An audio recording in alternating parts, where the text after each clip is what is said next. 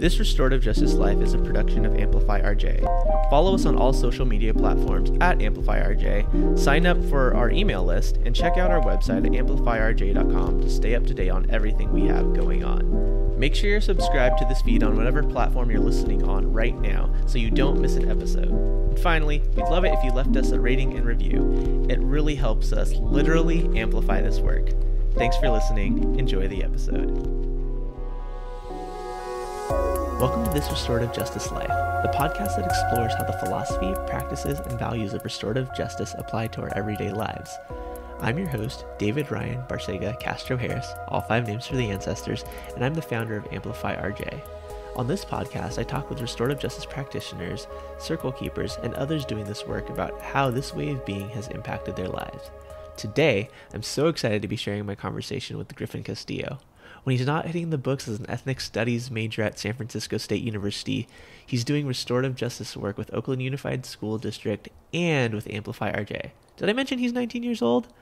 This is a much shorter conversation than this podcast's first episode with Cheryl Graves, but while it's shorter in length, it's definitely just as packed with wisdom and laughs. But enough for me, let's get into the conversation with Oakland's very own Griffen Castillo.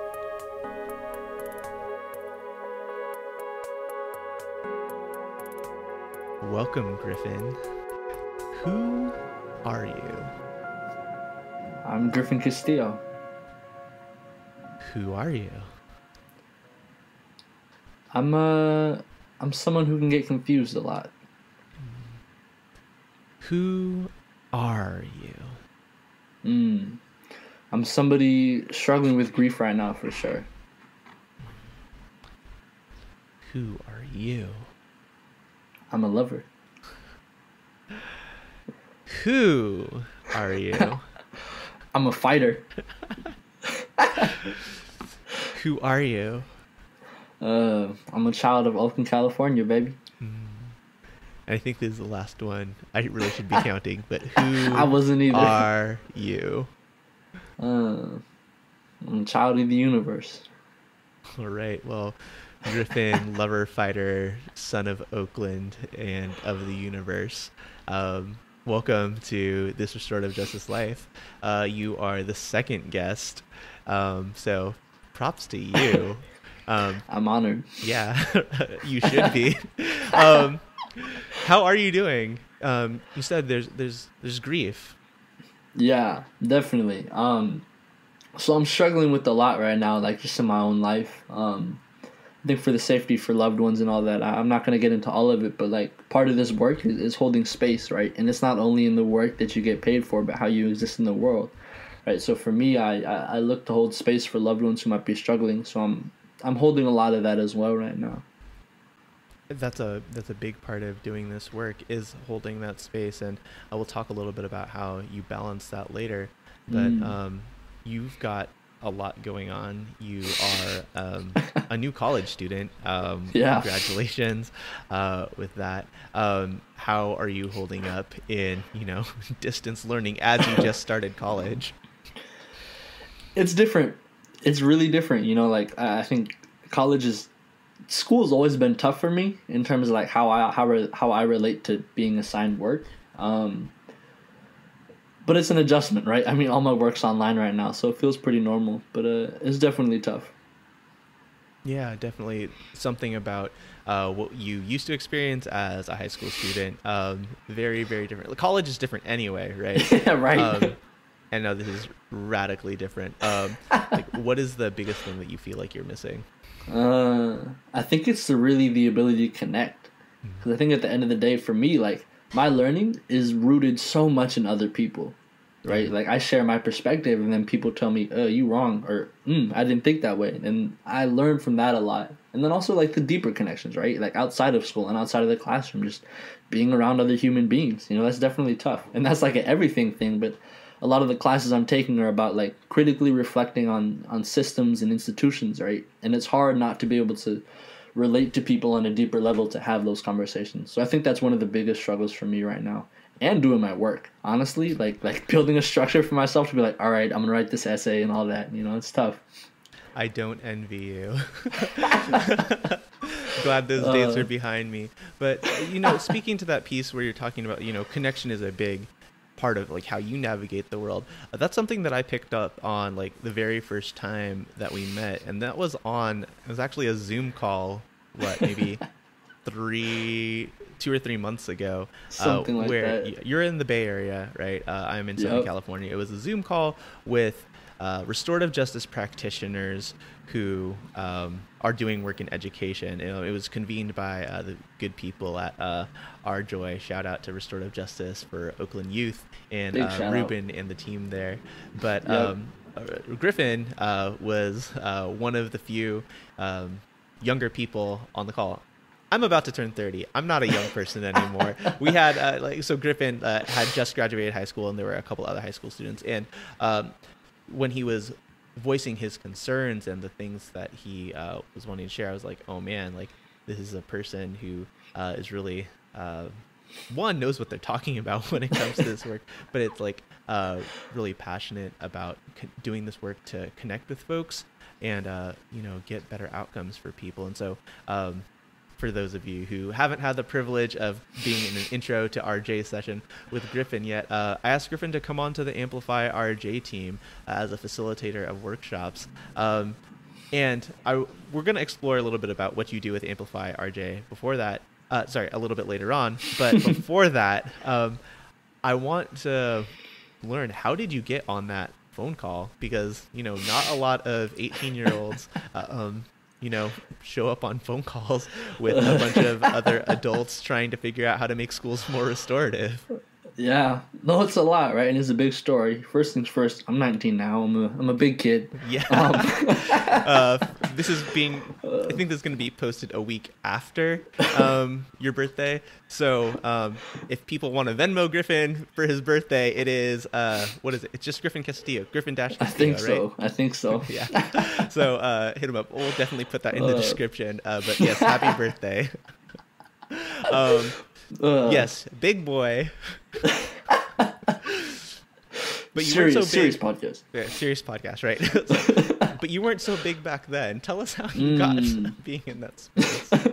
Definitely, right? And like with all of our stories, like it doesn't start at this one point. It might start in relation to you at this one point, but first and foremost, my story goes back to the ancestors. Shout out the ancestors. Shout out all the people that put me on and gave me the opportunities that I have and that I'm blessed to have right now, right? So one of my work moms, because I'm still a kid, more like an auntie, always tells me all these things that are going on, right? I do a lot of work within the Oakland Unified School District and holding workshops and professional developments for teachers.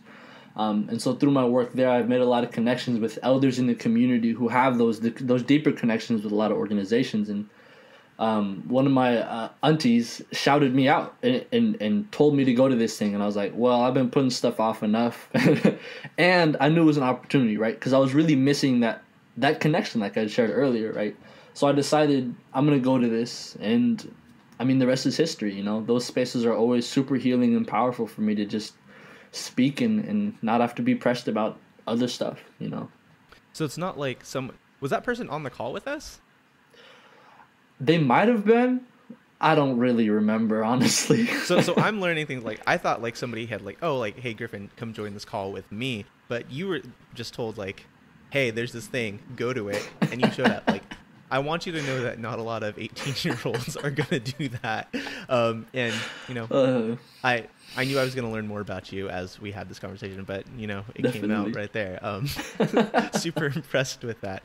But, you talked about having worked with her and others. What was the work that they started doing with you? It's a good question. Legacy, right? Like, I'm not in the beginning of this work either. But so my first introduction, like before I started holding workshops and professional developments and working directly with teachers and like critically responsive teaching and healing centered restorative practices, it was me in my own personal journey of finding myself. And part of that process was me almost dropping out of school and getting bad grades. Not bad, like they were objectively bad grades on a grading scale. There were heavy air quotes for those who aren't watching the video. But yeah, so I ended up finding restorative justice through that process of finding myself, right? And from there, like in Oakland, specifically the way I got into that was less through the workshop space, more through the organizing space, right? So something about Oakland that we're still fighting for is restorative justice in schools, right? It's been implemented in part of policy, but they cut it recently. So that was my first step into this field, really outside of restorative justice, but also a part of restorative justice, was advocating for funding for that. And from there, I met some elders in the community, and they brought me into other spaces. And I had the honor of working with Aurora Lopez and Heather Manchester and many, many other amazing people in OUSD. So many, too many to name, unfortunately. Just know the love's there. And then the first workshop I think I ever did was about youth engagement and youth empowerment, really, because it's different to engage than to empower, right? And so we had conversations about how do we lift up youth voice, how do we step back as adults in spaces, and, well, not me because I was a youth, but how do we inspire adults to step back and let youth have more space to really share, right? And then I actually was honored and had the privilege to be able to go to the National Association for Communities and Restorative Justice, which was an experience. Right, there weren't that many people of color there, so that was definitely culture shock for me in a lot of ways, but part of the radicalization in a lot of ways of how I choose to engage with this work. And as I'm talking, I've forgotten what the question was, but that was me and the work that I started doing in OUSD. Yeah, you talked, and that was a fine answer. We are just really telling stories here. I'm curious a little bit more about like that time when you first got introduced to the words restorative justice, and maybe that those weren't the first words that were used with you, but in this time when you were on the verge of dropping out, in as much detail as you'd like to share with us, and this global audience of hopefully millions, but let's be real, hundreds at this point, what was going on, and what was the shift for you? Definitely. So part of me and my process of finding restorative justice was like, I think when I first heard the word restorative justice, it was the first time I'd ever gone to a school assembly, and I was like, oh, that sounds dope.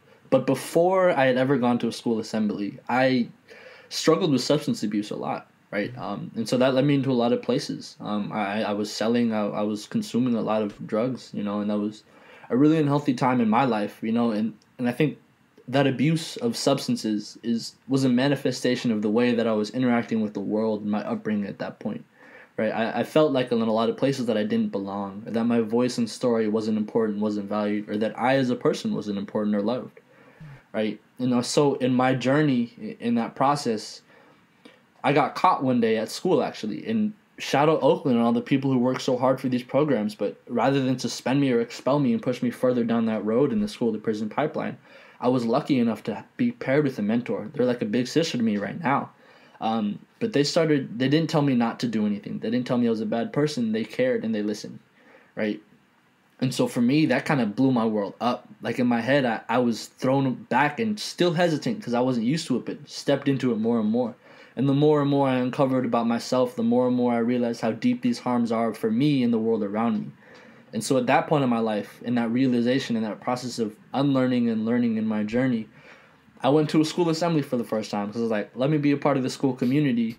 And and then I heard the words restorative justice. And after the assembly, I went up to the person who said it. I was like, that's dope. Is there any way I can get involved? And they told me that there was an in-school work experience. So I was working directly with the facilitator at my school and learning from them and holding space on my own eventually. Shout out Ms. Kasum for that opportunity, On a side note, actually, after that, I was like, all right, that's enough school assemblies for me. And I missed two of my favorite rappers from the Bay Area.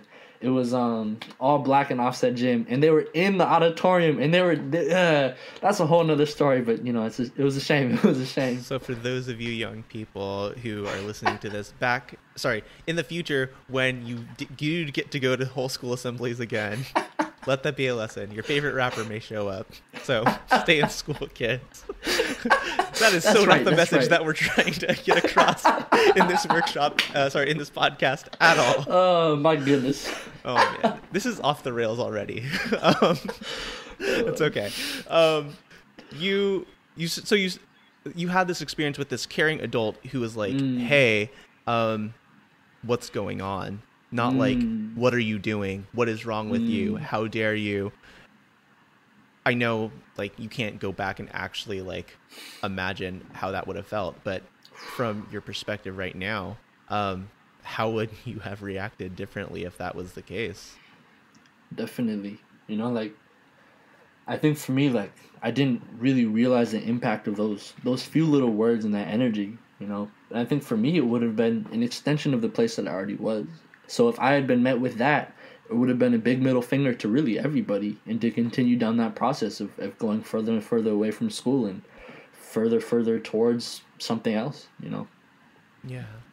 I think, like, it's really important that people listening, I'm not just saying adults, but people listening, pause and hear that, right? One interaction with a young person, it is the difference between someone being engaged in the criminal legal system for a very, very, very long time, or being in this place where Griffen is right now, where in college,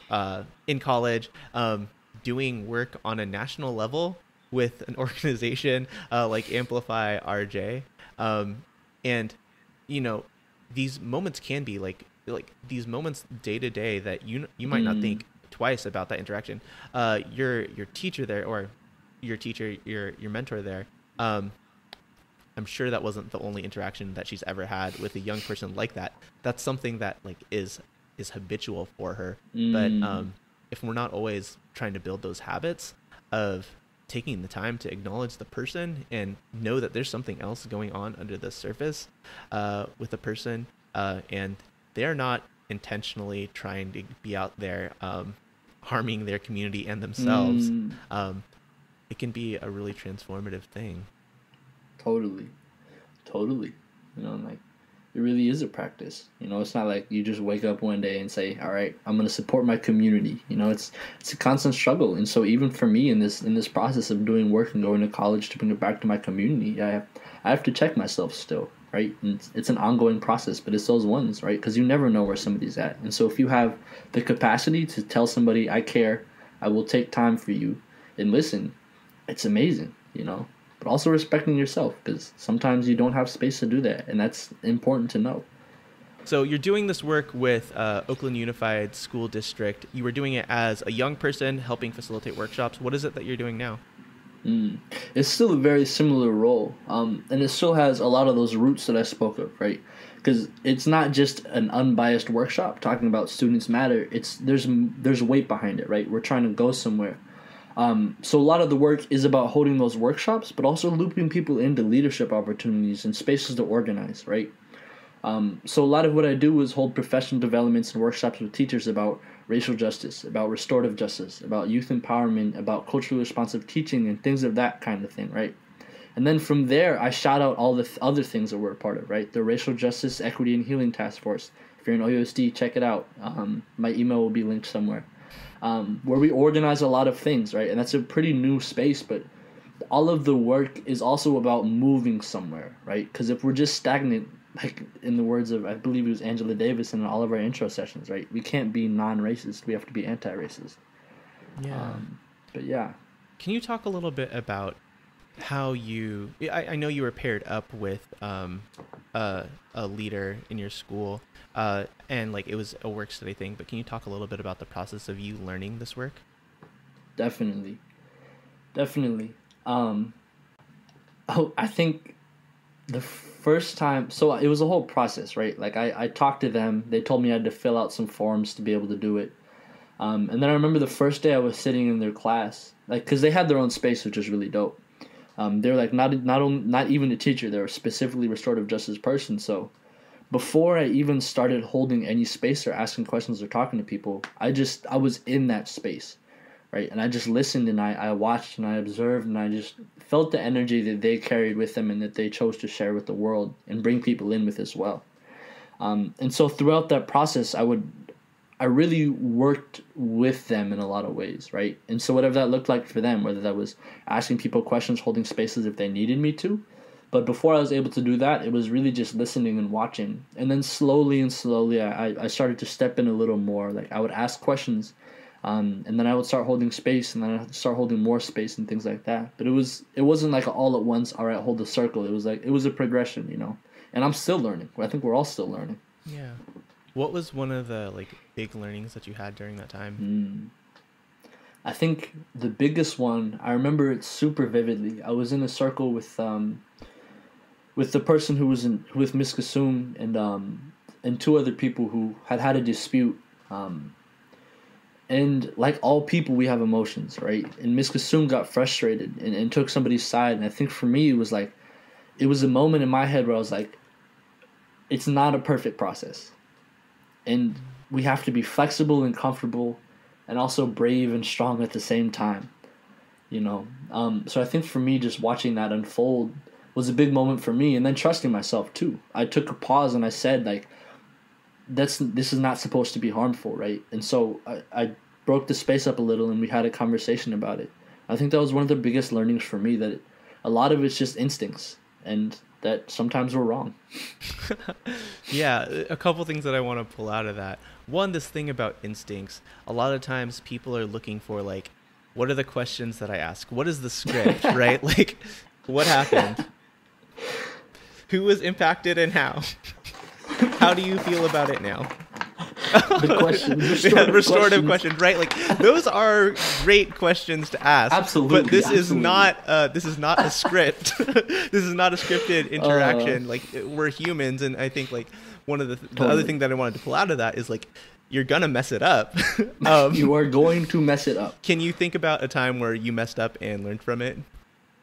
Oh, totally. Where to start?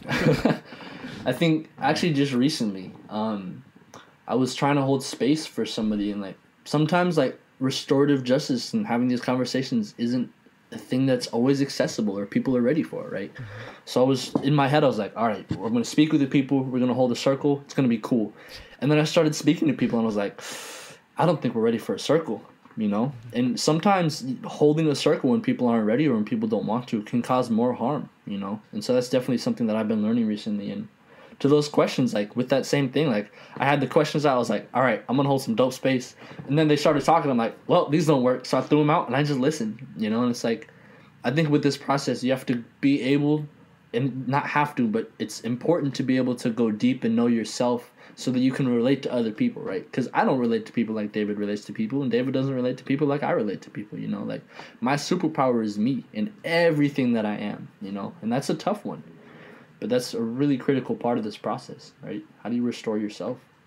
Yeah, absolutely. And I mean, I don't think I could say it better, but I'm going to just try to reflect some of that back, you know, just because, again, to reiterate, you know, a lot of people come into restorative justice work about like, you know, how do I learn this process? It's like, it's not about how do you learn this process. It's like, how do you show up, right? Who are you? You talked about, you know, this work starting for you from a place where like you're learning to love yourself, learning to like embrace your own superpower, like, and that being you. And I think like there's nuance that you haven't like quite teased out, and like maybe that's not for us to know, but like doing all that internal work to get to that place where, you know, I love myself and I can now spread that love to everybody else is so important. And doing it in a way that is going to meet them on that same wavelength. Because like, as you were saying, like you have these super dope questions and they are not relevant to this group of people at all. Yeah. Yeah, no, totally. You know, like it's about reading energy too, right? You can tell where people are at. Like if somebody doesn't want to talk, sometimes just sitting with somebody in silence and saying like, my room's open. If you need to just sit there, it's okay. That's such a powerful thing, right? Like having it be an invitation like, hey, we're doing this. If you want to come, we'd love to have you because we appreciate you and we respect you and value you. But if you don't, that's cool too.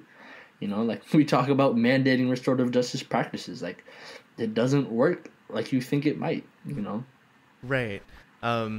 People have to like be willing to do that self-reflection, be willing to reflect back what other people are giving them. And if your mindset is just like, oh, I'm going to get through the set of questions and like, we're going to be a community all whole, you're in for a pretty rude awakening. We've talked a Yeah. lot about how you have done this work for other people in schools, mostly some other people in your community. Mm. How has this shown up in your personal life? It's a good question, right? Because like for me, it's like I shared that self love piece in that process. Like with the learning curve, it's not something that's done, right? It's a practice. And so for me in my life, like coming back to this space requires me coming back to myself. So for me, it looks like a lot of different things. It looks like working out and eating healthy and meditating when I can and giving people hugs, like it's those little things that are really important. And I share that it's a practice because it's something that I struggle with. Like it's not like, all right, I love myself. Like I'm good. I'm going to go save the world forever now. Like, no, like these things are a part of me. And it's for me to be able to help other people, I have to learn how to help and support myself. And that's a tough one. That's really a tough one. Cause there's some things like that there'll be moments where I'm like, I'm good. Like I got my stuff down, save the cuss word. And then like a week later, like something will just come out of nowhere, hit me in the back of the head. And I'm like, dang, like I gotta take a moment and just breathe, Because if you don't, it just builds up and builds up. It's never done. Yeah. Restorative. I say often, like restorative justice is about relationships, and the first relationship that you have is with yourself. And so if you're not taking care of yourself in those ways, you're not going to be able to show up for others. All the things that you just said. What about in the relationships that you have with others? How has this work showed up there? Not necessarily like, the teachers that you're working with or the students that you're working with, but maybe within your family or friends. Definitely. I think we talk about the process of restorative justice as not only a response to harm, but as something that occurs before, right? So for me in my relationships, it's about, and of course, again, it's a practice, right? I'm not above or different than anybody else. I'm a human as well, coming up in this crazy world. But for me, it's that intention that lies at the heart of it, right? And seeing myself and other people. And that golden rule, treat others how you want to be treated. It's cliche, but it's very true, Like if you're doing harm to somebody else, there's more harm in the world. I think coming from that understanding, you also begin to see that when there's more love in the world, there's just more love in the world. So for me to be a compassionate person in every relationship, in a workshop, how do I care for individuals? In a conversation with somebody I don't know, how do I care for individuals? Talking to a politician, how do I care for them, right?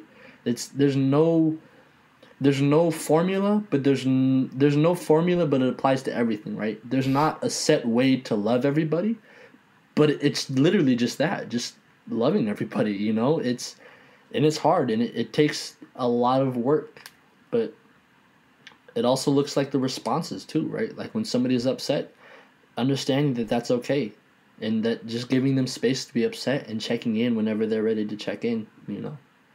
In as much detail as you're willing to share, can you give a specific example of what that looks like for you? Definitely, yeah. So my relationship with my parents, as I shared, like part of me struggling with myself and my identity and loving myself is my identity and my relationship with my parents, right? Because that's one of the very formative and first relationships we have as young people, or not, And so my mom is somebody that I love dearly. I'll fight the world for her. And we have struggles as people with ideas and things going on in our lives. And a lot of my life, she can get very upset at me. And sometimes I won't understand, and sometimes I'll take it personally, and I'll get upset too and throw words back, right?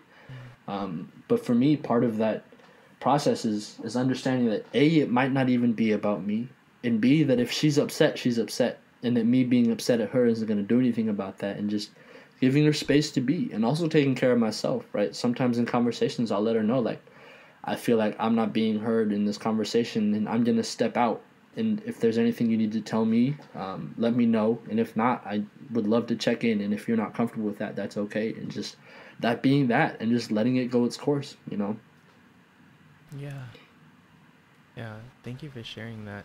I think how you were saying, like, it's not a formula, but it's loving. It's loving people in the way that they need to be loved. And Yes. You have 19 years now of getting to know that relationship with your mother, and you don't have that with the person who is ringing up your groceries, but you can still extend like some kind of love. And I think one of the things about this work is like seeing people as human, not just as like transactions. And I think like there are limits to what we can do. One of the things that I think about a lot, right? When Amplify RJ now has almost 10,000 followers, like I do not have relationships with all 10,000 of those people, right? I have relationships with about 200 of them, right? I think a struggle for me is like even in DMs, like remembering that like there's a person on the other end of that DM, and it's like when I want to say like, just Google this again, cuss word saved. But like I like what like I don't have time to like engage with you on this, but like like what would it mean for this person to get like a typed out response? And one, it's not always within my bandwidth to do that, but it's something that like I struggle with as someone who's like growing this platform where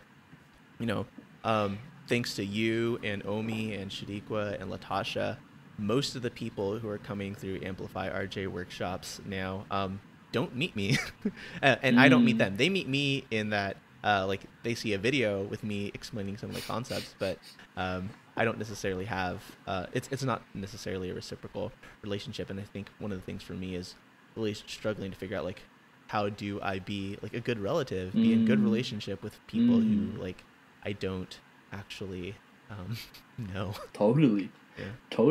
And it's like I think a good example of that is like there's 7 billion people in this world.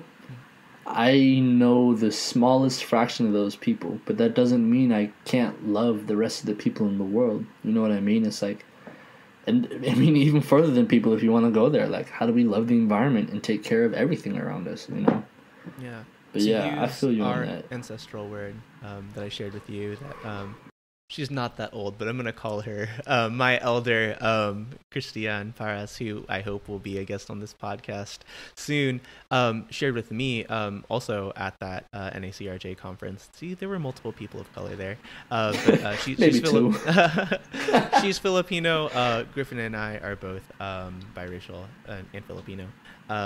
And one of the words that she shared with me was this idea of kapwa, and in Tagalog, which is, the national language of the Philippines now, it's this idea of togetherness, brotherhood. But in Babayan, which is the pre-colonial language of the Philippines, it's this interconnection between all beings, right? And that's not just like, human to human. It's the earth. It is the environment. It is the animals, the plants, and to spend and share that love to people beyond just your family, your friends, beyond that. Like, it does not mean that you are going to build like a mother child relationship with all those people, but it is honoring them in the ways that you can. That's it. I mean, like, I think that's what the work really comes down to, right? Like, we have all these titles and identities about us, but fundamentally we're just things with brains, right? Like, we have feelings and emotions, and we're all in different places, but we've all been where everybody is emotionally, right? We've all felt that struggle, we've all felt that joy, and I think it's about acknowledging the humanity in each other, because when you don't, you get these things like war and aggression against people you don't even know. Like, growing up, I was taught to not like people, but I never met them, and it's a lot of this is also about unlearning, but just acknowledging who we are as people, and that people are people, and that's really the end of most things that matter. Yeah. You've grown a lot in this work in the last few years, and you were a man, but you are a very young man. You have a lot of years ahead of you. What do you imagine doing with your life, with this work? Definitely. I appreciate that question a lot. Saving the world, just the little things. I think it looks like a lot of different things, right? Because it's not just the work that I would get paid for and make a living from. It's how I live in the world, right? So I think for me, I look to build that community. And I think I want to start a space for people to come and learn skills to hold conversations for themselves. And I'm working with a close friend of mine, actually. We've been talking about that and ways to connect with other people. through an organization or a business or a name. But building a team as well, right? Having people with different strengths, because I have my strengths and I have my weaknesses, right? But being in a place where I can count on the people around me to support me how I need to be supported in my work and in everything, and then offering my superpowers as well, you know? Yeah. What's one way that you want to grow? Maybe like let's think about like the next year. Definitely. I think in my life, like building more structure for myself, just like, because it's hard with all the things going on in the world and being a young person, right? Because I'm gonna be honest, I'm still a young person. I'm still a kid in a lot of ways, right? So I think for me, I'm in that process of building that structure so that I can really follow through on the things that I want to. Because it's easy to be like, oh, that's dope, ooh, that's dope, ooh, that's dope. And I think especially in the place where I'm in now, there's always so many opportunities around me, but like really just settling in as much as I can and knowing where I want to be going. Building a structure to follow through as well. Yeah. One of the things that I'm honored by is that with all those options that you have, you've chosen to give time and space to Amplify RJ by facilitating our intro level workshops, but also you are doing workshops around youth empowerment like you do for OUSD. Do you want to talk a little bit about what those experiences are like? I know we have one coming up on October 8th, which is a week from now. We have another one on, I believe, November 12th, but check our Eventbrite for those dates. Sure. But you want to explain to folks what happens in those spaces? Absolutely. So for me in this work, like I do a lot of work in the educational field, right? And the quote, I believe it's Paulo Freire. So many amazing quotes. If you haven't, please check out Pedagogy of the Oppressed. It's a great book on education and just all of these things, right? It's on our reading list, link in the bio. Oh, sorry, link in the description. But one of the things they talk about is this idea of a banking model of education, and this idea that education can be a tool for liberation or oppression, right? And thinking about that framework, right? How do we build spaces within classrooms for young people and students to step into their wisdom? Because they have wisdom. They know things that we do not. They have fresh eyes and systems. They have all of the ancestors' knowledge and wisdom behind them as well. And when we create spaces for them to step into that, we learn so much as well. And we inspire them and empower them, youth empowerment and restorative justice. We empower them to be the leaders that we couldn't be, or that we will not be able to be, you know, and let them stand on our shoulders, right? But yeah, and so what we do in the workshop is talk about that, right? Like I said, a lot of this process of learning is really about unlearning, right? So we talk about what it means to be an adult in a lot of spaces, the ideas and preconceptions we hold about young people and how that impacts their relationships.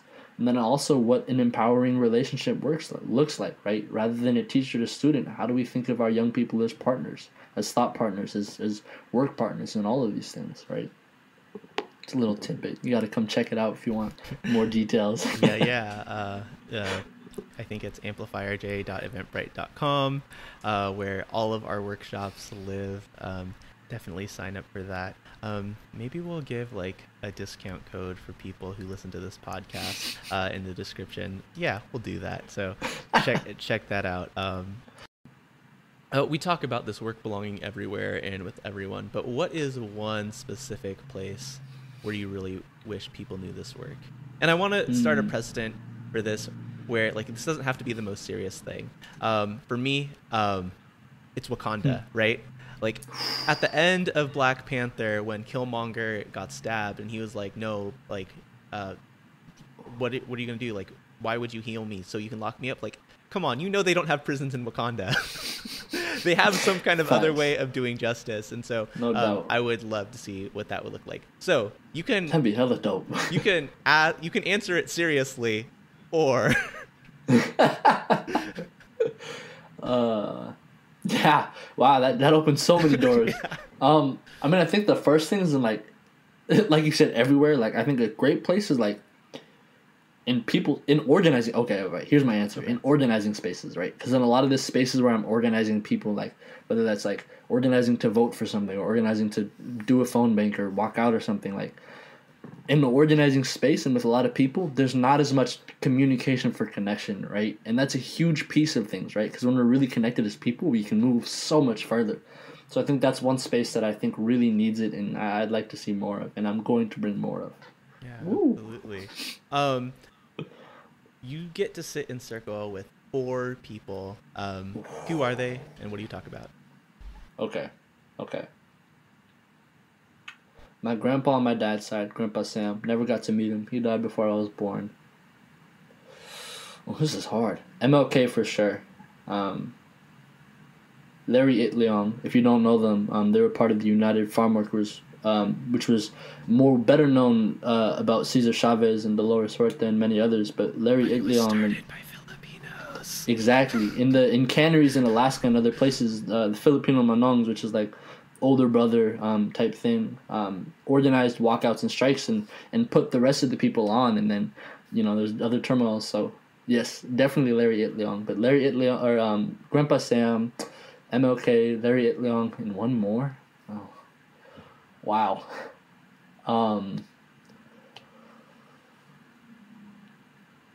Myself, actually. I feel like that'd be crazy. Well, no, I mean, you're in the circle with them. Another you? That's cool.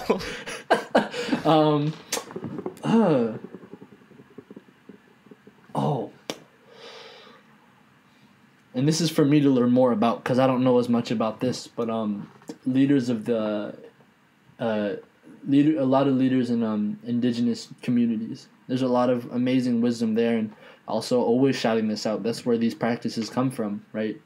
So I would love to meet, and I don't have a name, and that's for me to do more research and learn more of. But someone from the Chochenyo Ohlone community, which is where I'm sitting on in Oakland. Yeah. What is one thing that you want everybody listening to this to know? Okay. Know that you have all the tools that you need to, or that you would need, right? Like, yourself. It's about letting that out. You know how other people are feeling. It's about trusting that. You have the wisdom behind you. You have all of your ancestors that are guiding you and holding you up and carrying you through this work. And that's a lot of power, and I think we forget that a lot of the time. So I want you to trust yourself and know that you're dope and you're brilliant and you're wise and you stand on the shoulders of giants. Yeah. I missed this question at the beginning of this. What is restorative justice? Loving somebody, and listening. Yeah. Second to last, who's one person that I should have on this podcast? That you should have? Mm-hmm. Fanya Davis. You got or the plug? Angela Davis. Actually, I probably do. No, I definitely have. I know people who know Angela Davis. So yes, I can definitely reach out and see if that can happen. Or I don't know about Angela Davis. I know Fanya Davis for sure. But then we use Fanya after that to. Yeah, Fanya's very accessible. What I love about the restorative justice community is that it is small enough, at least in the United States, where I'm 2 phone calls away from Fanya. I know who to talk to get to Fanya Davis. Exactly. Yeah, and dang. Now I got to look back at those questions. How can people support you and your work in the ways that you want to be found? I'll plug it for you because you're not going to. Griffen has tuition to pay. Griffen is a young person, and if you want to support Griffen as a person, Griffen Castillo, we will link this in the bio, so you can just give this man some coin, because it's tough growing up in this world trying to make your way here. So I'm going to plug that for you. But where can people support your work in other ways? That's love. That's love. I appreciate that. David knows what's up. I think for me, it's whether or not you work with me, do your best to love somebody, whatever that looks like. But specifically about me and my work, please reach out. My email is castillogriffen@gmail.com. I'm sure that'll be in the description. I have a LinkedIn too. I think David has that. I don't fully remember what it is. If you look up Griffen Castillo, it'll probably come up. And then reach out, you know, like I can't promise that I'll be able to support in the way that you may need me to, but I promise you that I have people that I can connect you with, and I'm down to support as much as I can, you know. Yeah. This was also the time that you were supposed to plug your workshops again. yes, that part. But yeah, so one direct way is from the Youth Empowerment and Restorative Justice Workshop that I'll be holding for Amplify RJ on October 8th is the next one. But like I shared, it's a space for educators or people who are working with young people and want to further deepen those relationships with them, to reflect on their own practices and also apply some tools and gain some tools to further those relationships and partnerships, right? And then also look out for me. I'm 19 years old and I'm going to be doing a lot, right? And so if you see me anywhere, whether that's at a conference or a workshop, say hi. I love talking to people. And that's how you connect, right? But definitely look out for me. Me and my friend are going to be starting an organization at some point and holding some dope spaces. So definitely look out. That's what's up. Thank you so much, Griffen. You know, we have conversations all the time, but I'm glad that all the millions of people listening to this were able to learn from your wisdom as well. Thank you so much for being here. I got another shout out. Oh, okay. Shout out you, David. Okay. For you putting a young person This is definitely on. getting edited out. Oh, rats. No, rats. Go for it. But like, honestly, genuinely, like, thank you so much for giving a young people opportunity. You know, like, this is like, it's amazing as a young person to have an opportunity to step into a more professional space and like learn these skills, because everybody's got to learn them at some point, right? So I'm honored and blessed to have you as a mentor in this space and to be able to learn these skills. So thank you, David. Thank you. Yeah, absolutely. Sorry, definitely. I hope people played a drinking game with that throughout this whole podcast. And this whole podcast was off the rails, so we're going to end it on that. Thank you all so much for listening to this Restorative Justice Life. Be well. It's love. Take care, y'all. Like what you heard? Please subscribe, rate, review, and share this podcast on whatever platform you're using right now. It really helps us further amplify this work. Follow us on our social platforms at Amplify RJ, and check out all of Amplify RJ's events and workshops at amplifyrj.eventbrite.com. Thanks for listening, and we'll talk to you next week.